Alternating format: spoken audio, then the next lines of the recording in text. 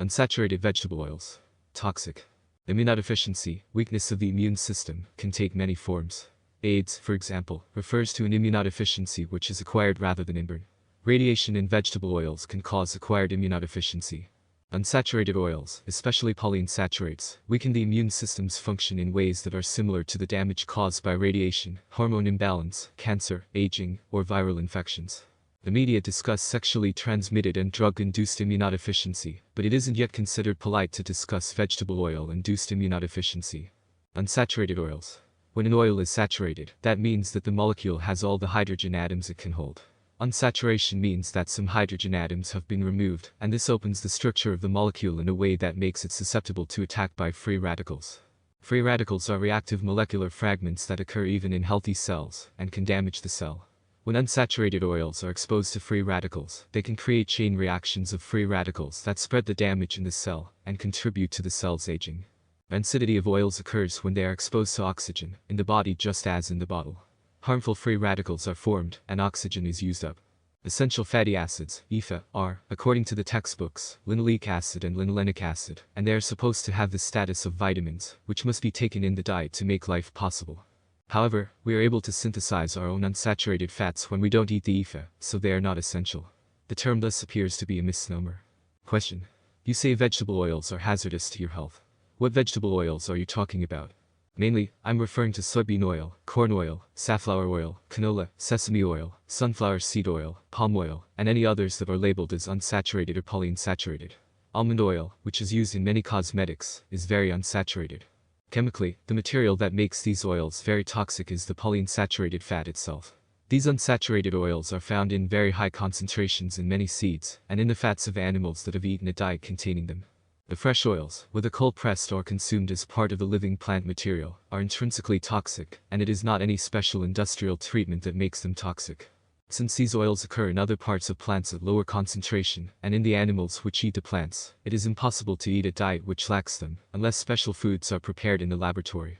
These toxic oils are sometimes called the essential fatty acids or vitamin F, but this concept of the oils as essential nutrients was clearly disproved over 50 years ago. Linoleic and linolenic acids, the essential fatty acids, and other polyunsaturated fatty acids, which are now fed to pigs to fatten them, in the form of corn and soybeans, cause the animal's fat to be chemically equivalent to vegetable oil. In the late 1940s, chemical toxins were used to suppress the thyroid function of pigs, to make them get fatter while consuming less food. When that was found to be carcinogenic, it was then found that corn and soybeans had the same antithyroid effect, causing the animals to be fattened at low cost. The animal's fat becomes chemically similar to the fats in their food, causing it to be equally toxic and equally fattening. These oils are derived from seeds, but their abundance in some meat has led to a lot of confusion about animal fats. Many researchers still refer to lard as a saturated fat, but this is simply incorrect when pigs are fed soybeans and corn. Question. How are these oils hazardous to your health? Ultimately, all systems of the body are harmed by an excess of these oils. There are two reasons for this. One is that the plants produce the oils for protection, not only to store energy for the germination of the seed. To defend the seeds from the animals that would eat them, the oils block the digestive enzymes in the animals' stomachs. Digestion is one of our most basic functions, and evolution has built many other systems by using variations of that system. As a result, all of these systems are damaged by the substances which damage the digestive system. The other reason is that the seeds are designed to germinate in early spring, so their energy stores must be accessible when the temperatures are cool, and they normally don't have to remain viable through the hot summer months. Unsaturated oils are liquid when they are cold, and this is necessary for any organism that lives at low temperatures. For example, fish in cold water would be stiff if they contain saturated fats. These oils easily get rancid, spontaneously oxidizing, when they are warm and exposed to oxygen. Seeds contain a small amount of vitamin E to delay rancidity. When the oils are stored in our tissues, they are much warmer and more directly exposed to oxygen than they would be in the seeds, and so their tendency to oxidize is very great. These oxidative processes can damage enzymes and other parts of cells, and especially their ability to produce energy. The enzymes which break down proteins are inhibited by unsaturated fats, and these enzymes are needed not only for digestion, but also for production of thyroid hormones, clot removal, immunity, and the general adaptability of cells. The risks of abnormal blood clotting, inflammation, immune deficiency, shock, aging, obesity, and cancer are increased. Thyroid and progesterone are decreased. Since the unsaturated oils block protein digestion in the stomach, we can be malnourished even while eating well. Plants produce many protective substances to repel or injure insects and other animals that eat them. They produce their own pesticides. The oils in seeds have this function. On top of this natural toxicity, the plants are sprayed with industrial pesticides, which can concentrate in the seed oils. It isn't the quantity of these polyunsaturated oils which governs the harm they do, but the relationship between them and the saturated fats. Obesity, free radical production, the formation of age pigment, blood clotting, inflammation, immunity, and energy production are all responsive to the ratio of unsaturated fats to saturated fats, and the higher this ratio is, the greater the probability of harm there is. There are interesting interactions between these oils and estrogen. For example, puberty occurs at an earlier age if estrogen is high, or if these oils are more abundant in the diet. This is probably a factor in the development of cancer. All systems of the body are harmed by an excess of these oils. There are three main kinds of damage. 1. Hormonal imbalances. 2. Damage to the immune system. And 3. Oxidative damage. Question. How do they cause hormonal imbalances? There are many changes in hormones caused by unsaturated fats. Their best understood effect is their interference with the function of the thyroid gland. Unsaturated oils block thyroid hormone secretion, its movement in the circulatory system, and the response of tissues to the hormone. When the thyroid hormone is deficient, the body is generally exposed to increased levels of estrogen. The thyroid hormone is essential for making the protective hormones progesterone and pregnenolone, so these hormones are lowered when anything interferes with the function of the thyroid. The thyroid hormone is required for using and eliminating cholesterol, so cholesterol is likely to be raised by anything which blocks the thyroid function. B. Barnes and L. Galton, Hypothyroidism, 1976 and 1994 references. Question. How do they damage the immune system? Vegetable oil is recognized as a drug for knocking out the immune system. Vegetable oil emulsions were used to nourish cancer patients, but it was discovered that the unsaturated oils were suppressing their immune systems. The same products, in which vegetable oil is emulsified with water for intravenous injection, are now marketed specifically for the purpose of suppressing immunity in patients who have had organ transplants. Using the oils in foods has the same harmful effect on the immune system. Unsaturated fats directly kill white blood cells. Question. How do they cause oxidative damage? Unsaturated oils get rancid when exposed to air, that is called oxidation, and it is the same process that occurs when oil paint dries. Free radicals are produced in the process. This process is accelerated at higher temperatures. The free radicals produced in this process react with parts of cells, such as molecules of DNA and protein, and may become attached to those molecules, causing abnormalities of structure and function. Question. What if I eat only organically grown vegetable oils? Even without the addition of agricultural chemicals, an excess of unsaturated vegetable oils damages the human body. Cancer can't occur unless there are unsaturated oils in the diet. Alcoholic cirrhosis of the liver cannot occur unless there are unsaturated oils in the diet. Nanji and French, Life Sciences. 44, 1989. Heart disease can be produced by unsaturated oils, and prevented by adding saturated oils to the diet. Question. What oils are safe? Coconut and olive oil are the only vegetable oils that are really safe, but butter and lamb fat, which are highly saturated, are generally very safe, except when the animals have been poisoned. Coconut oil is unique in its ability to prevent weight gain or cure obesity by stimulating metabolism.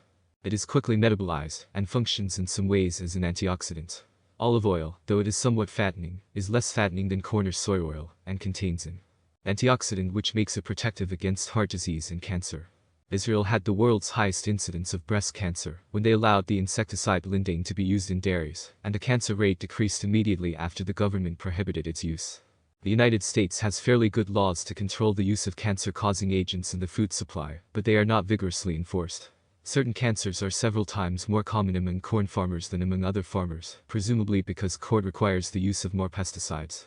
This probably makes corn oil's toxicity greater than it would be otherwise, but even the pure organically grown material is toxic because of its intrinsic unsaturation. In the United States, lard is toxic because the pigs are fed large quantities of corn and soybeans. Besides the intrinsic toxicity of the seed oils, they are contaminated with agricultural chemicals. Corn farmers have a very high incidence of cancer, presumably because of the pesticides they use on their crop. Question. But aren't tropical oils bad for us? In general, tropical oils are much more healthful than oils produced in a cold climate. This is because tropical plants live at a temperature that is close to our natural body temperature. Tropical oils are stable at high temperatures. When we eat tropical oils, they don't get rancid in our tissues, as the cold climate seed oils, such as corn oil, safflower oil and soy oil, do. When added to a balanced diet, coconut oil slightly lowers the cholesterol level, which is exactly what is expected when a dietary change raises thyroid function. This same increase in thyroid function and metabolic rate explains why people and animals that regularly eat coconut oil are lean and remarkably free of heart disease and cancer. Although I don't recommend palm oil as a food because I think it is less stable than coconut oil, some studies show that it contains valuable nutrients. For example, it contains antioxidants similar to vitamin E, which lowers both LDL cholesterol and a platelet clotting factor. Coconut oil and other tropical oils also contain some hormones that are related to prenatalizone or progesterone. Question: isn't coconut oil fattening? Coconut oil is the least fattening of all the oils. Pig farmers tried to use it to fatten their animals, but when it was added to the animal feed, coconut oil made the pigs lean. Question: what about olive oil? Isn't it more fattening than other vegetable oils? In this case, as with coconut oil, fattening has more to do with your ability to burn calories than with the caloric value of the oil.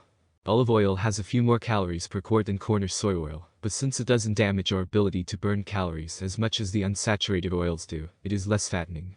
Extra virgin olive oil is the best grade and contains an antioxidant that protects against cancer and heart disease.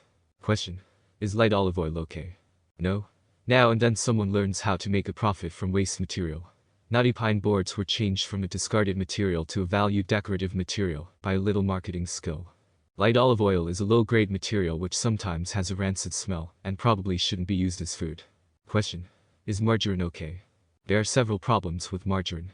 The manufacturing process introduces some toxins, including a unique type of fat which has been associated with heart disease. There are likely to be dyes and preservatives added to margarine.